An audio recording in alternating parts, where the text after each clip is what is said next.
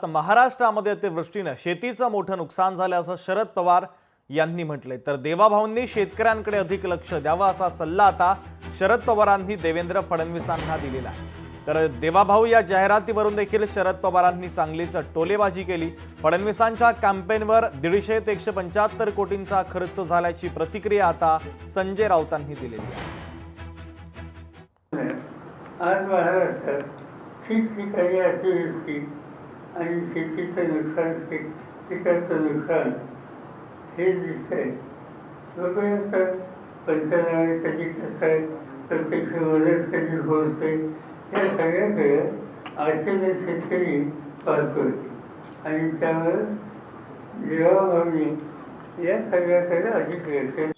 आणि तुम्ही म्हणाल जाहिराती हा काळा पैसा, ह्याची चौकशी व्हायला पाहिजे। देवेंद्र फडणवीस यांच्या कॅम्पेनवर आधी मी आकडा दिला होता 50 ते 55 कोटी रुपये खर्च झाले, पण आता जे नवीन आकडे आलेले आहे त्याच्यामध्ये 150 ते 250 कोटी रुपये खर्च झाले ही जाहिरातबाजी आणि फोटोबाजी करण्यासाठी। लोकशाही मराठी ऐका, पहा, जागरूक रहा।